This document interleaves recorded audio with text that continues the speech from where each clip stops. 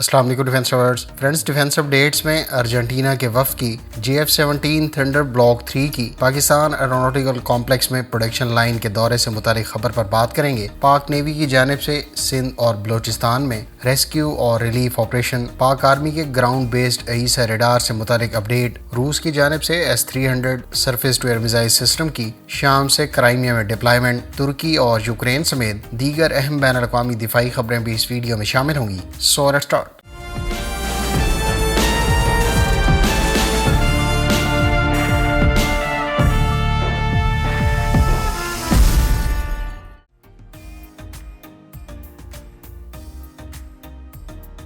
Friends, چند ہفتے پہلے ارجنٹینا کے چیف آف جوائنٹ سٹاف نے وفد کے ہمراہ پاکستان ایروناٹیکل کمپلیکس کامرا کا دورہ کیا۔ دورے کے دوران ان کو پاکستان ایروناٹیکل کمپلیکس میں JF-17 تھنڈر بلاک 3 کی پروڈکشن لائن کا وزٹ کروایا گیا، جبکہ PSC کے دیگر پروجیکٹس پر بھی ان کو بریفنگ دی گئی۔ چیف آف جوائنٹ سٹاف کی اس دورے سے متعلق جاری کردہ تصاویر میں پاک فضائیہ کے کلرز میں تھنڈر بلاک 3 کا 7واں یونٹ بھی دیکھنے کو ملا ہے۔ یہ دورہ 15 جون کو کیا گیا، لہٰذا ہم یہ کہہ سکتے ہیں کہ JF-17 تھنڈر بلاک 3 کی باقاعدہ انڈکشن بہت جلد متوقع ہے۔ جہاں تک ارجنٹینا کی طرف سے بلاک 3 کی ایکوزیشن کے امکانات ہیں تو اس حوالے سے ایک وقت پہلے ہی چین کا دورہ کر چکا ہے۔ اس وقت ارجنٹینا کو استعمال شدہ F-16 بھی آفر کیے گئے ہیں، جس سے متعلق امریکی اجازت درکار ہے۔ ارجنٹینا نے اب تھنڈر بلاک 3 یا پھر F-16 میں سے کسی ایک کا انتخاب کرنا ہے۔ میرے خیال سے ارجنٹینا کی یہ ایکوزیشن ٹیکنیکل سے زیادہ سیاسی نوعیت کی ہے، اور سیاسی اثر و رسوخ اور ارجنٹینا کے برطانیہ کے ساتھ کشیدہ تعلقات کی وجہ سے ہی ارجنٹینا کورین ایروسپیس انڈسٹریز کا تیار کردہ F-50 حاصل کرنے میں ناکام رہا تھا۔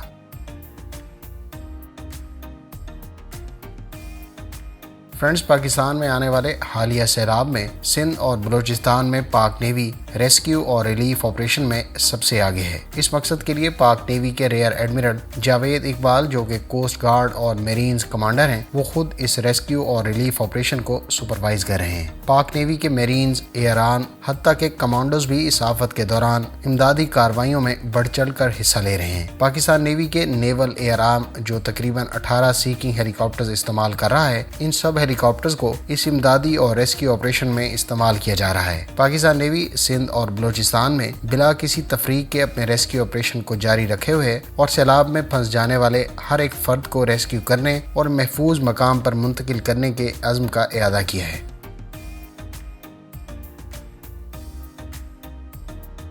روس کے بارے میں اطلاعات ہیں کہ اس نے اپنے S-300 surface to air missile system کی ایک بیٹری کو شام سے کرائمیا میں موجود روسی بیس پر تعینات کیا ہے۔ حالیہ ڈپلائمنٹ کا مقصد یوکرین جنگ کے تناظر میں اس ایریا کے دفاع کو مضبوط بنانا بتایا گیا ہے۔ واضح رہے کہ روس نے شام میں اپنی پریزنس 2015 سے مینٹین کی ہوئی ہے، اور اس نے اپنے ٹروپس اور ایسٹس کی حفاظت کے لیے شام میں اپنے surface to air missile systems بھی ڈپلائی کر رکھے ہیں۔ امیج سیٹ انٹرنیشنل کی طرف سے کیپچر کی جانے والی تصاویر سے معلوم ہوتا ہے کہ یہ سسٹم 25 اگست سے پہلے شام سے موو کر دیا گیا تھا۔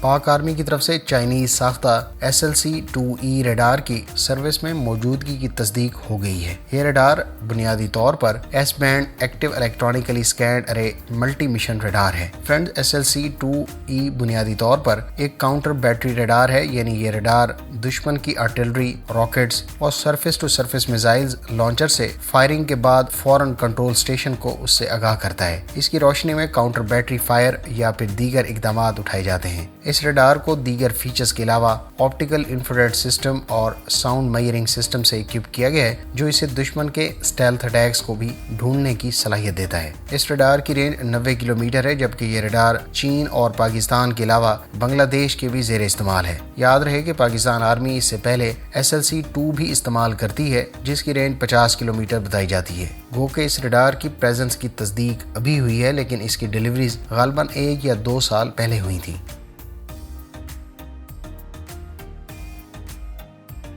روس میں ہونے والی انٹرنیشنل آرمی گیمز میں ٹوٹل 37 ممالک کی 270 ٹیموں نے شرکت کی۔ انٹرنیشنل آرمی گیمز، جن کا آغاز 13 اگست کو ہوا اور یہ 27 اگست تک جاری رہیں۔ ان گیمز کے مختلف ایونٹس 12 ممالک میں منعقد ہوئے، جس میں روس، چین اور ایران قابل ذکر ہیں۔ انٹرنیشنل آرمی گیمز 2022 کے کچھ ایونٹس میں پاکستان اور انڈیا نے بھی شرکت کرنی تھی، تاہم یقینی طور پر امریکی پریشر کی وجہ سے دونوں ممالک نے اس سال آرمی گیمز میں شرکت نہیں کی۔ چین کی فوج کی 9 ٹیموں نے ان گیمز کے مختلف ایونٹس میں حصہ لیا، جبکہ اس دفعہ یورپ، ایشیا اور افریقہ کے ممالک کی شرکت کے علاوہ ساؤتھ امریکہ سے بھی کچھ ٹیموں نے گیمز میں حصہ لیا۔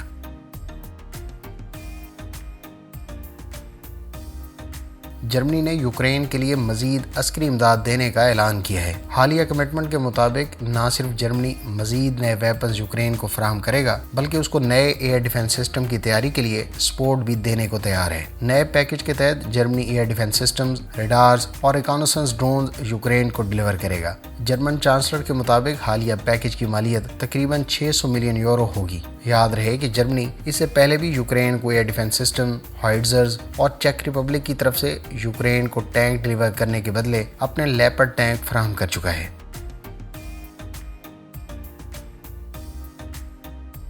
ترکی نے اپنی رئیس کلاس سب مرین کے علاوہ مقامی سطح پر ڈیزائن اور تیار کی جانے والی سب مرین ملڈن کی تفصیلات جاری کر دی ہیں۔ ملڈن ایک ڈیزل الیکٹرک سب مرین ہوگی جس کی ڈسپلیسمنٹ 2700 ٹن اور لمبائی 80 میٹر ہوگی۔ اس سب مرین میں ایئر انڈیپینڈنٹ پروپلشن اور ہیوی ویپن لوڈ کا دعویٰ کیا گیا ہے۔ اس سب مرین کو 2030 کے فرسٹ ہاف میں ترک نیوی کے حوالے کیے جانے کا منصوبہ ہے۔ یاد رہے کہ اس شپ کو بلڈ کرنے پر کام کا آغاز 2025 میں شروع ہوگا۔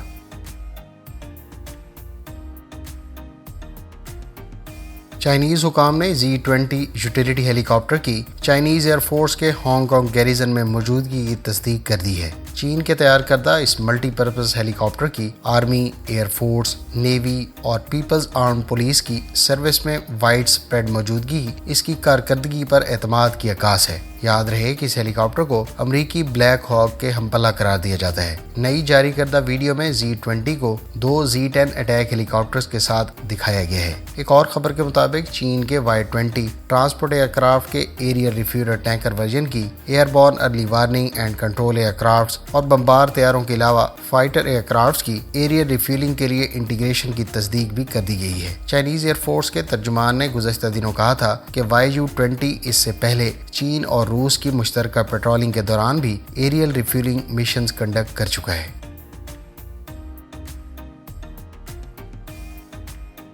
پینٹاگن نے ایک مرتبہ پھر ان خبروں کی تردید کی ہے کہ یوکرین کو امریکی اسلحے کی ترسیل کی وجہ سے پینٹاگن کے اسلحہ سٹاک میں کمی ہو گئی ہے۔ اس امر کا دعویٰ کیا گیا تھا کہ یوکرین کو اسلحے کی بار بار ترسیل کے باعث امریکی فوج کی ملکی دفاع کے لیے تیاری متاثر ہوئی ہے۔ پینٹاگن کے ایک سینئر ذمہ دار نے اس بارے میں دو ٹوک کہا ہے کہ ہمارے پاس جو بھی ہے ہم فراہم کرنے کی اہلیت رکھتے ہیں، ہم آج بھی اپنے دفاع کے لیے پوری طرح تیار ہیں۔